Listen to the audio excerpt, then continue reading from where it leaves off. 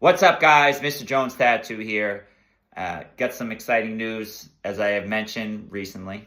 I'm going to be opening my own tattoo studio for the first time ever. I've had private studios, I've worked in street shops, I've worked in studios that more operate like an art gallery, private-ish setting. And my studio that I'm opening is going to be a mix.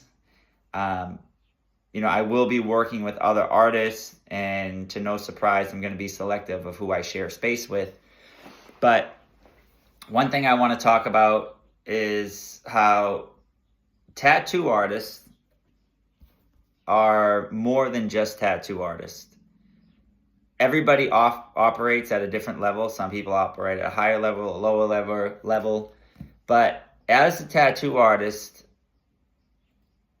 I think one thing that people overlook, including myself, because I'm in it, is that we wear a lot of different hats.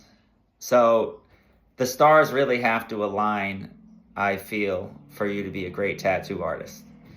And if you think about it, like, you have to know, well, you should know how to draw. That's actually a misconception. I meet people where I tell them I'm a tattoo artist and like, oh man, I can't draw. I'm like, well, do you know how many tattoo artists can't draw? Let's talk about that another time. But yeah, so you should have a drawing foundation. Or be artistic and have skill with a tablet, where maybe you don't draw with pencil and paper, but using a tablet is its own skill. And yeah, so your base should be you're an artist at some level.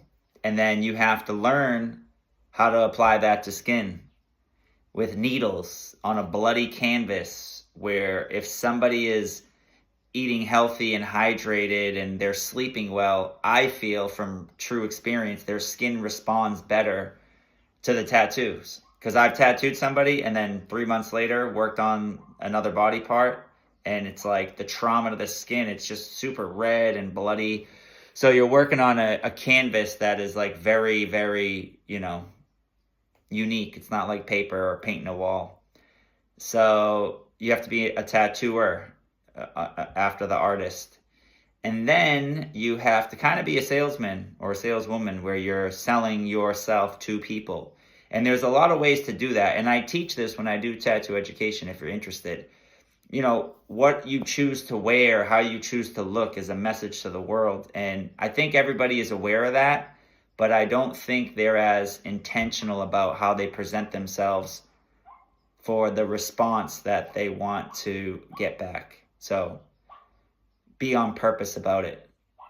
And then, so after being like a salesman with how you look, it's you get two first impressions.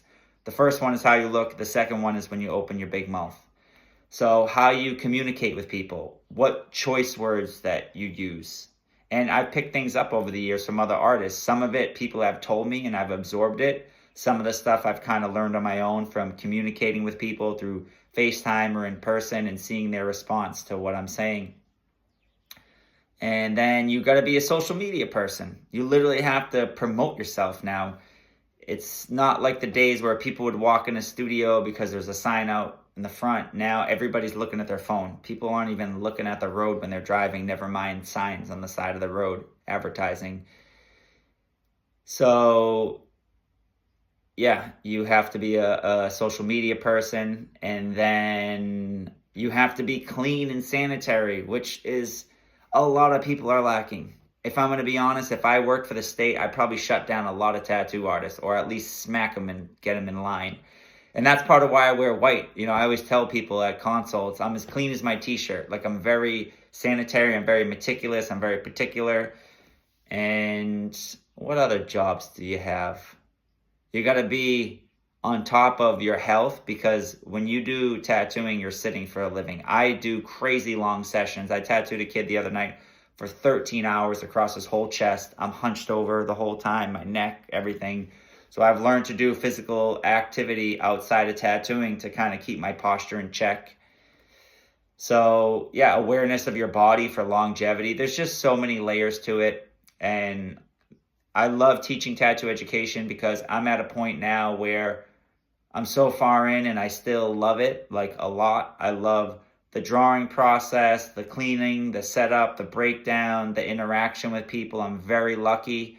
My process is very different now. Like this board used to have 75 names. Well, I'd use the big one then. Now I only tattoo, anywhere from 10 to 25 people at a time in rotation.